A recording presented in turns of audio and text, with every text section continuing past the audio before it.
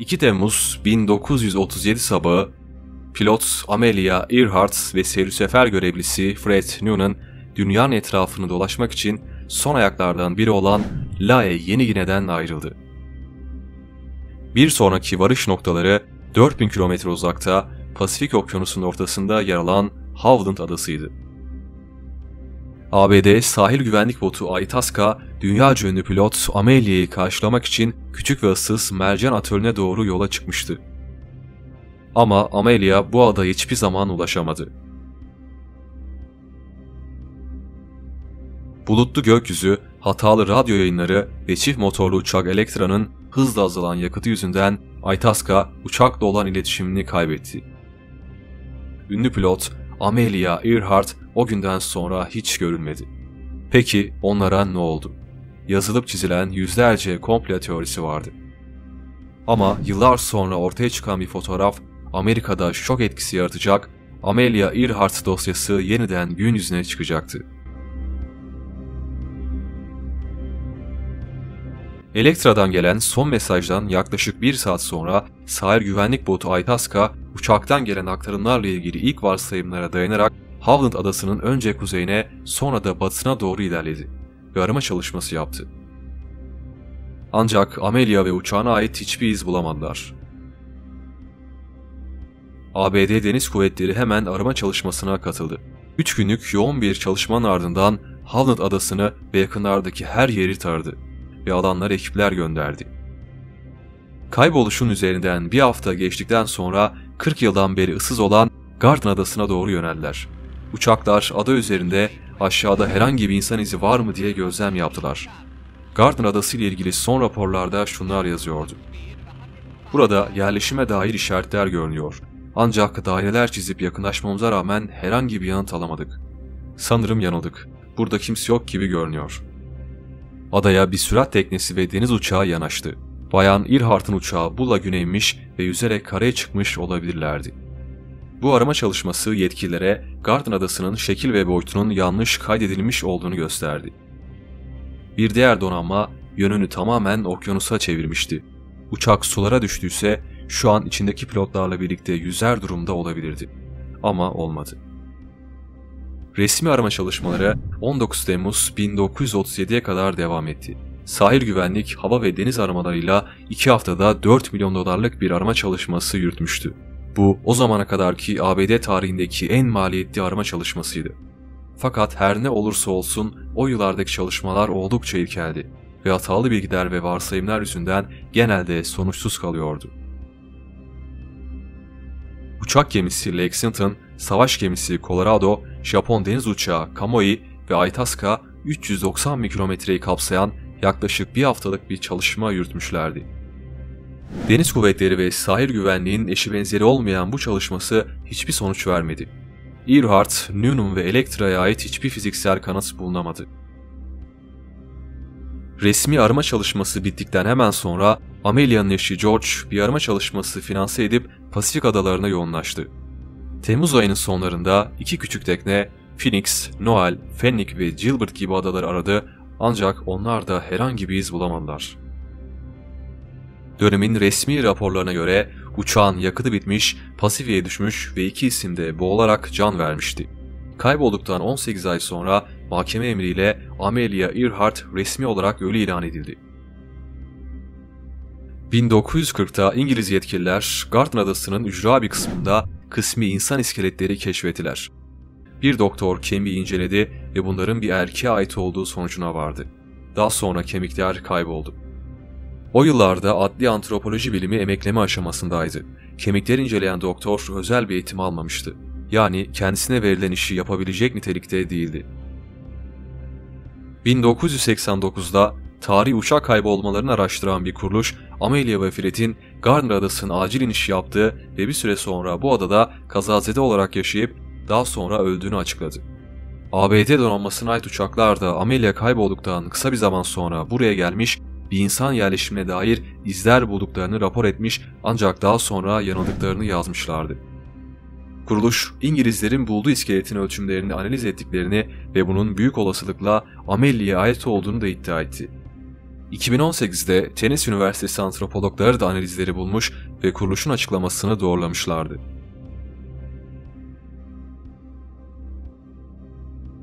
Amelia kalkıştan önce 20 saat uçmasını sağlayacak yakıt temin etmişti. Hatta bazı raporlar Elektra'nın dolu tanklarla 24 saat uçabileceğini yazıyordu. Uçağın rotası onu 2 kat daha güçlü rüzgarlarla karşı karşıya getirmişti. Uçuşun ilk dakikalarında bir fırtınaya yakalanmış ve 10.000 fite yükselmek zorunda kalmışlardı. 20 yıl önceki bir analizde Elektra'nın Havland'a yaklaştığında tanklarının kesinlikle boş olduğunu göstermişti. Yani daha yolun yarısında kalkış yaptığı yola geri dönmesi gerekmişti.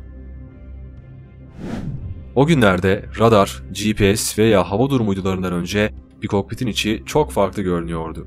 Fred bir rota çizmek için güneşe ve yıldız manzaralarına güvenmek zorundaydı. Aslında Elektra'da kısa mesafelerde uçmak için kullanılan bir radyo yön bulucusu vardı. Fakat anlaşılan o gün pek de çalışmıyordu. Bir teoriye göre Havland adasına ulaşamayacaklarını anlayınca mecburen Japonların kontrolündeki Marshall Adalarına inmiş ve Japonların esiri olmuşlardı.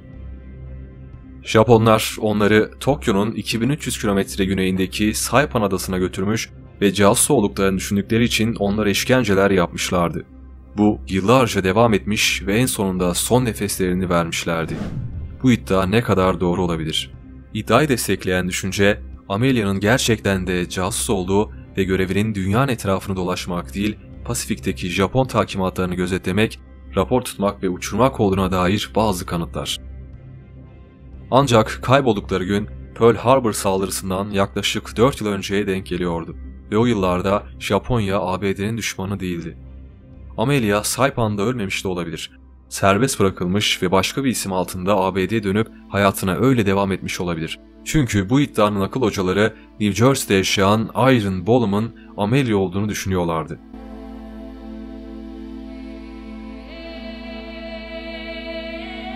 Amelia Earhart gerisinde gerçekten de etkileyici bir yaşam bırakmıştı. 1897'de Kansas'ta doğan bu küçük kız, 31 yıl sonra Atlas Okyanusu'nu yolcu olarak geçen ilk kadın oldu. Bir yıl sonra tek başına Kuzey Amerika'nın bir adasından İrlanda'ya uçtu ve yine Atlas Okyanusu'nu aştı.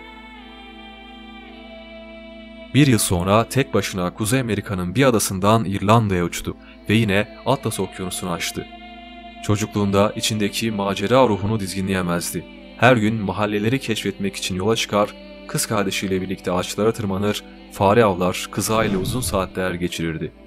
Gezilerinden topladığı solucanlar, güveler, cırcır böcekleri ve ağaç kurbağalarıyla bir koleksiyon yapmıştı.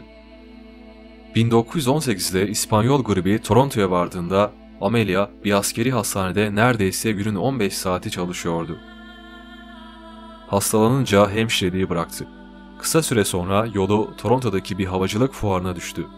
Birinci Dünya Savaşı hastalarının yaptığı şovlar bu genç kızın aklını başından almıştı.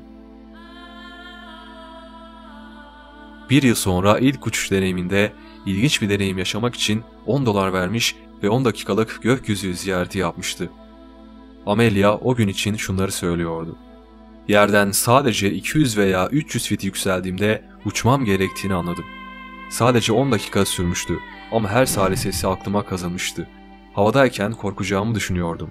Titreyeceğimi, irkileceğimi, heyecana kapılacağımı. Ama öyle olmadı. Doğduğum günden beri kendimi en rahat hissettiğim an oldu ve bu beni çok şaşırtmıştı.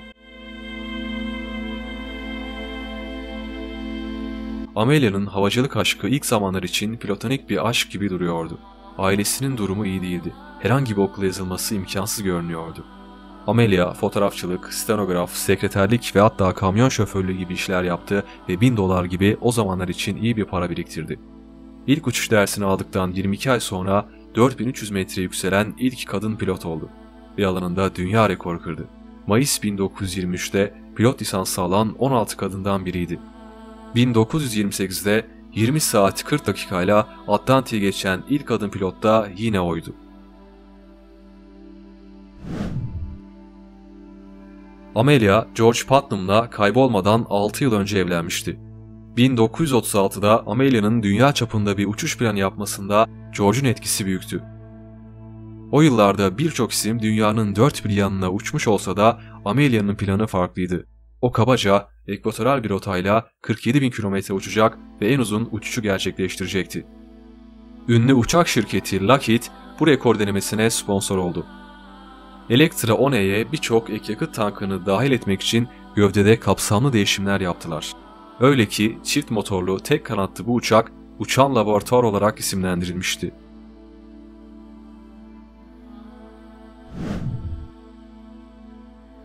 Amelia bu deneme için aslında iyi bir hazırlık yapmıştı.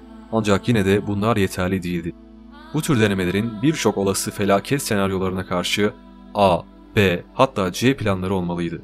O ise daha çok hislerine ve arzularına güveniyor, daha önceki başarılarına sırtını dayıyor ve olası riskler üzerinde olması gerektiği kadar durmuyordu.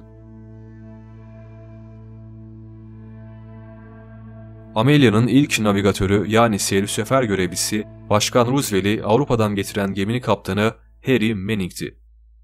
Ancak Harry iyi bir yön bulma ustası sayılmazdı. Her ne kadar aynı zamanda pilot olan ve Morse alfabesini bilen birisi olsa da onda Amelia'nın istediği yetenekler yoktu. Amelia, Harry ve George'un olduğu ülke çapındaki bir uçuşta Harry konumu karıştırdı. Daha sonra bir gece uçuşunda 32 kilometrelik bir hata yaptı. Bu sayı içinde bulundukları kötü koşullar baz alındığında aslında makul bir tahmindi. Ancak yine de Amelia'ya daha iyi bir yardımcı gerekiyordu. Kısa bir zaman sonra bazı bağlantıları sayesinde Fred Noonan'la tanıştı. Fred, lisanslı bir gemi kaptanı olmasının yanı sıra uçuş seyir seferinde de deneyimliydi. Denemelerde çok başarılıydı. Bu sayede uçaktaki ikinci koltuk onun oldu. Tabi sonlarını düşündüğümüzde bu pek de iyi bir şey sayılmazdı. 17 Mart 1937'de ilk yolculukları başladı. Ancak uçakta 4 isim vardı. Amelia, Fred, Harry ve Amelia'nın teknik danışmanı Mans. Havland adasına geldiklerinde her şey normaldi. Beklenildiği gibi gidiyordu. Ancak kalkış esnasında her iki pervane de yere çarptı, uçak gövdesinin üzerinde kaydı ve büyük bir hasar aldı. Electra'nın sağ lastiği patlamış, sağ iniş takımı hasar almıştı. Teknik danışman da dahil olmak üzere çoğu kişi bunun pilot hatası olduğu konusunda hemfikirdi. İkinci deneme Haziran ayında başladı. Rekor denemesinde uçakta yalnızca Amelia ve Fred'in olması kararlaştırıldı. 1 Haziran günü Miami'den ayrıldıklarında tur resmi olarak başlamış oldu. Güney Amerika, Afrika, Hindistan Yarımadası ve Güney Asya'daki sayısız duraktan sonra Lae, Yeni Gine'ye vardılar. Bu aşamada yolculuğun 35.000 kilometresi tamamlanmıştı. Kalan yaklaşık 12.000 kilometre ise Pasifik üzerinde olacaktı. 2 Temmuz'da ağır yüklere sahip Electra, Lae havaalanından ayrıldı. Varış yeri Havland Adası 2000 metre uzunluğunda, 500 metre genişliğinde ve 3 metre yüksekliğinde düz bir arazi şeridiydi. Uçak 1100 galon benzinle kalkmıştı. ABD Sahil Güvenliği Itasca'yı adaya gönderdiğinde muhabirleri adaya taşımak, iletişim ve navigasyon hizmetleri sağlamak adına her şeyi düşünmüşlerdi. Electra hem iletişim hem de navigasyon için telsiz ekipmanlarına sahipti. Ekim ayında uçağa ayrıca otomatik yön bulma aracı ve radyo kompas monte edilmişti. Ancak bunlar ağırlıktan tasarruf edebilmek için uçuştan önce kaldırılmışlardı. Itasca uçakla iletişim kurmak ve onları adaya doğru yönlendirmek için hazırda bekliyordu. Ancak uçaktan hiçbir yanıt alamadılar. Fred daha önce yön bulma konusunda araçların bazı problemleri olduğunu yazmıştı. İlk çağrılar havanın bulutlu ve kapalı olduğunu bildiren rutin raporlardı. Bu noktada uçak Havland adasından çok uzaktaydı. Uçak 320 kilometre kadar yaklaştığında adayı bulmaları için gemiden yön bulucusunu kullanmalarını talep etti. Amelia devamlı bir sinyal sağlamak için mikrofona ıslık çalıyordu. Saat 07:58'de Amelia, Itasca'dan ses sinyallerini göndermesini istedi. Bu iletimin ardından Amelia ve Fred'in yakınlarda olduğu anlaşıldı. Amelia Morse alfabesi sinyalleri almıştı. Ancak yine de yönlerini belirleyemediğini söyledi. Son iletisi 8:43'te oldu. Yayınlarına göre o ve Fred, Havland adasının haritadaki konumuna ulaştıklarını düşünüyorlardı. Ancak gerçekte kilometrelerce gerideydiler. Adanın çevre bölgelerindeki birçok dağınık bulut, okyanus yüzeyindeki karanlık gölgeler, adanın bastırılmış ve çok düz olan profili neredeyse onu ayırt edilemez hale getirmiş olmalıydı. Uçağın daha sonra herhangi bir radyo sinyali alıp alamadığı belirsizliğini koruyor. Eğer aldıysa muhtemelen sinyal çok zayıf olmalıydı. Havland adasını ararken uçağın yakıtı bitmiş ve sulara teslim olmuş olabilirlerdi. Yüksek bir ihtimalle Havland'ın yakınlarında az bir yakıtta yapayalnız kaldılar. Çaresizce adayı arıyorlardı. Amelia saat 7:42'de yaklaşmış olmalıyız. Ama seni göremiyoruz. Şu an yakıt epey bir azaldı. Size telsizle ulaşamadık. 1000 feet yüksekte uçuyoruz, demişti. Son mesajı 8:43'te 157-337 hattındayız. Bu mesajı tekrarlayacağız. Olmuştu. Tüm bu ipuçları uçağın Havland adasının çok yakınlarında, kuzey taraflarında bir yerde yakıtının bittiği sonucunu doğuruyordu. Havland adasının 500 kilometre güneybatısındaki Garden adası, Amelia ve Fred'in uzun yıllar yaşadığı düşünülen adaydı. Kazazedeler su içmek için yağmur fırtınalarına sırtlarını dayamış ve uzun yıllar bu adada hayatta kalıp nihayetinde ölmüş olabilirlerdi. Ama öyle bir fotoğraf vardı ki ortaya çıktığı andan itibaren tüm teorileri yerle bir etti. Ulusal arşivlerde bulunan bu fotoğraf Amelia ve Fred'in Marshall adalarında çekilen görüntüleri olabilir miydi? Fred, rıhtımın en solundaki. 20. yüzyılın en büyük havacılık gizemlerinden biri hakkında Japonların bildikleri bazı şeyler olabilir. Fotoğrafı inceleyen eski FBI Genel Müdür Yardımcısı Sean Henry, analizleri okuduğumda onların Amelia ve Fred olmaları konusunda hiç şüphem kalmadı, demişti. Dahası Amelia ve Fred olduklarına inanılan bu iki kişi büyük bir Japon gemisinin yanındaki rıhtımda duruyorlar. Yani görüntü Japonlar tarafından ele geçirilmiş olma ihtimallerini güçlendiriyor.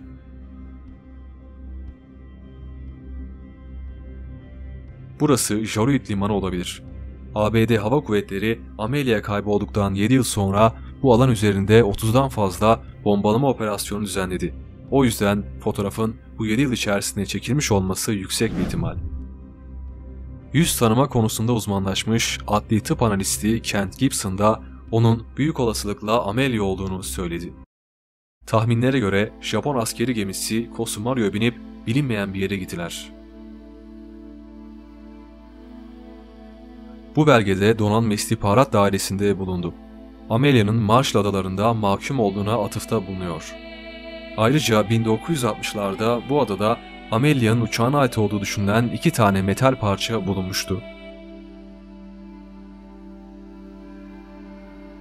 Bir pilot yakıtı bitmeye başladığında eğer hala Havland adasını bulamamışsa ne yapar? Başka bir adaya iniş yapar. Tabi eğer bu kararı yeterli yakıtı kaldığında verdiyse. Uluslararası Tarihi Uçak Kurtarma Kuruluşu adada onlara ait kemikler aradı. Ancak adadaki büyük sıçan popülasyonu muhtemelen etraftaki kemikleri çok uzun yıllar önce kemirmişti.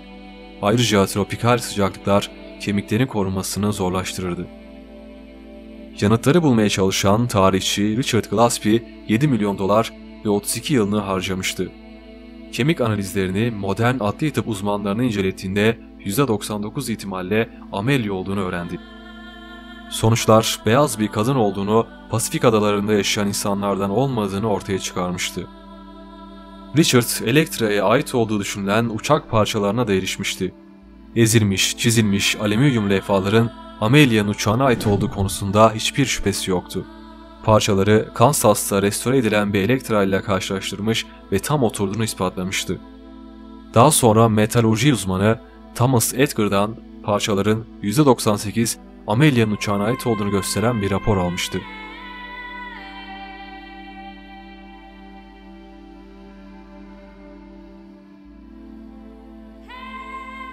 Amelia Earhart çok sayıda filme, kitaba ve hatta oyuna ilham kaynağı oldu. Havacılık tarihinin en önde gelen isimlerinden biriydi. Hem kadın hem de pilot olmanın çok zor olduğu bir dönemde bunu başarmıştı. Resmi kanalların ona suikast düzenlemiş olması ya da rakip erkek pilotların ayağını kaydırmak maksadıyla onu ölüme sürüklemiş olması da muhtemel. Ancak yüksek bir ihtimalle Havland yakınlarında yakıtı tükendi ve derin sulara düştü. İhmalkarlığı, macera tutkusu ve efsane olma hevesi onun sonunu hazırladı. Ama en mutlu olduğu yerde gerisinde iyi bir hikaye bırakarak misafirliğini tamamladı. Videoyu beğendiyseniz lütfen abone olmayı ve bildirimleri açmayı unutmayın.